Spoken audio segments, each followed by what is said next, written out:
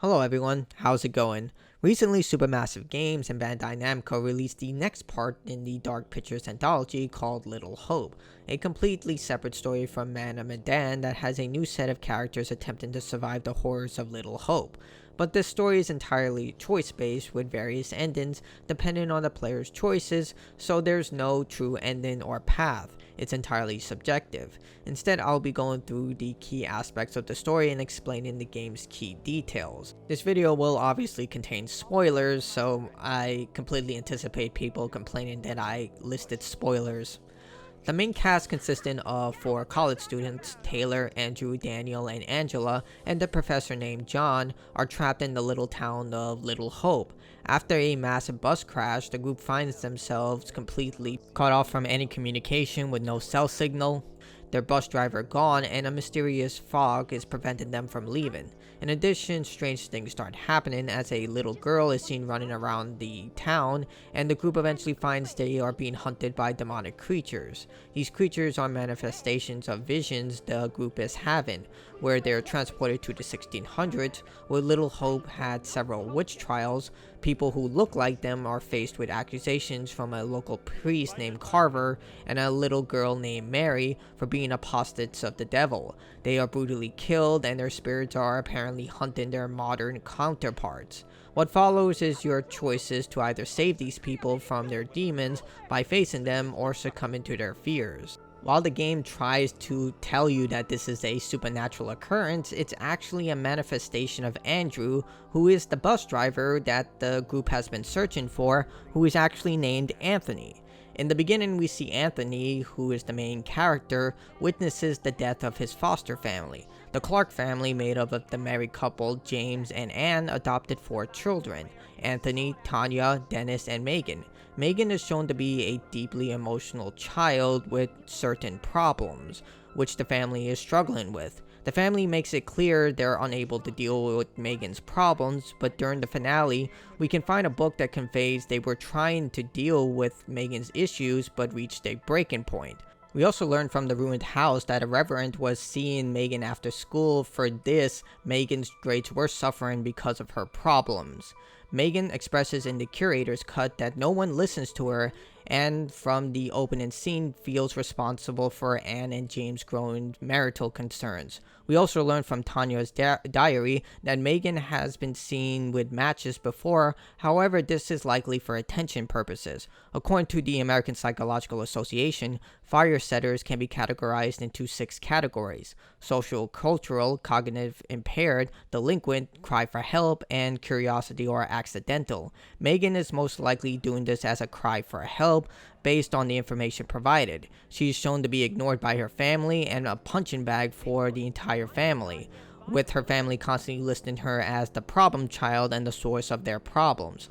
Adding to the vexation is that the town's primary source of income, a factory, is on the verge of closure according to James. James himself being an alcoholic and struggling with dealing with Megan's issues, Tanya about to run away with her boyfriend Vince, and Megan overhearing her parents arguing about her can all weigh heavily on a child, especially a foster kid who's constantly being blamed. In the curator's cut, we learn how damaging this is to Megan as she finds comfort talking to her doll. The breaking point comes when Tanya refuses to listen to her as she expresses her vexation, locking her outside after Tanya goes to investigate a bird that slammed into the window. I mean, it's so painfully obvious that Megan is suffering from issues, but instead of addressing them, you can actually be spiteful towards Megan with Tanya. It's absolutely garbage. Downstairs, Andrew puts on a kettle on the stove and Megan places her doll beside the kettle, resulting in the fire that kills everyone. We do get a glimpse of a demonic figure beside Megan, but this isn't actually a demon, but instead Megan's psychological issues manifesting themselves. The demon also looks a lot like a reverend, as we do get a picture of it during the final scene of the game, where you can uncover a picture of Megan looking extremely upset over a priest. So it's likely that these meetings are causing extreme harm to her, and she's just not dealing with her issues correctly. Megan also locks her mother in the bathroom as she ignores Megan when she confronts her about arguing with James about her. Everyone dies in the fire violently, with the exception of Anthony, who is seen gripping matches when the neighbor passes by when seeing the calamity. He instantly believes Anthony is responsible, to which Anthony rushes into the home to try and save his family. Judging from Megan's fear when running upstairs, this was entirely accidental, and due to the stress of her life, which caused her to lash out, but things just got out of control and she also dies in the fire. In the aftermath during the adventure, we find that Anthony was tortured by both the town and Survivors Guild. Despite the police reports indicating that it wasn't his fault, people still blamed him for the fire. We can also see a newspaper article from Tanya's boyfriend Vince inside his now abandoned car stating "Burn in Hell." Anthony is unable to move on and takes on a mediocre existence, just trying to survive while the town collapses when the factory closes, turning Little Hope into a ghost town. We then speed forward 66 years to find Anthony working as a bus driver, reading about witchcraft, and envisioning his family still alive but altered versions of themselves. Seeing himself as Andrew, Anthony is forced to take a detour through Little Hope by a state trooper. The stress overwhelms Anthony, and he crashes the bus when seeing Megan on the road. Anthony's psychological issues combined with the bus crash and returning to Little Hope causes a complete mental collapse. Anthony now envisions his family is alive but as college students and their professor traveling on a field trip. In Anthony's mind, everyone is enduring a cycle of death and rebirth as their ancestors were responsible for the witch trials 300 years ago in Little Hope, which also resulted in them getting charged for being witches and being killed themselves, with the ancestors pulling them into their world more frequently as the adventure continues to deal with their own ordeals, and more of them getting accused of being witches and killed.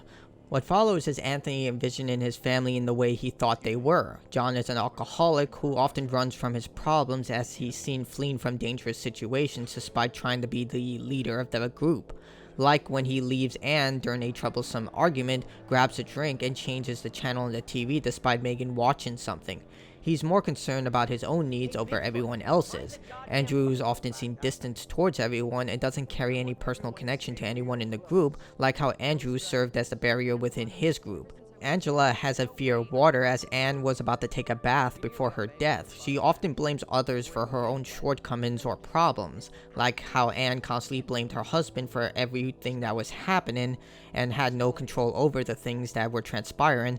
So Angela in turn tries to gain control over every situation, even things she has no control over. Taylor is shown to constantly try to leave the group and look after her best interests, similar to how Tanya was trying to leave her family for her own happiness and even ignored Megan when she clearly needed someone to talk to. Daniel, who's a representation of Dennis, is shown to have romantic feelings for Taylor and vice versa, which has been misinterpreted as being an incestual relationship, but it's actually a representation of them having the closest relationship within the family. Dennis is annoyed that Tanya is spending more time with her boyfriend Vince, but not Anthony, which likely means that they used to hang out more, which is why Daniel is also seen attempting to save Taylor so much and goes with her all the time.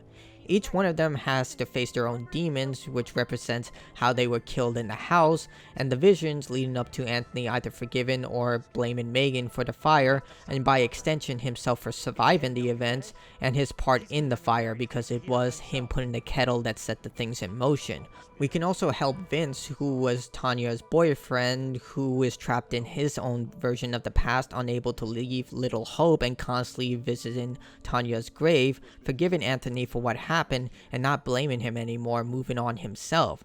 Depending on whether Anthony can find the strength to forgive himself will determine whether he moves on, remains trapped by his demons, or commits suicide. Nothing supernatural happens throughout this, and while the game's ending provides an absolute truth to this, there are plenty of clues to showcase this before the grand reveal. The first being the faces during the past scenes in the 1600s. Here, only faces that Anthony remembers are used as the state trooper, his family, and more. The state trooper is used used as an enforcer, as he was the one who sent Anthony to Little Hope and serves as a position of authority. Anthony would blame this person indirectly by forcing him to return to the town where he lost everything. The judge is shown to be an Asian, the man who accused Anthony in the beginning of the game for burning his home down.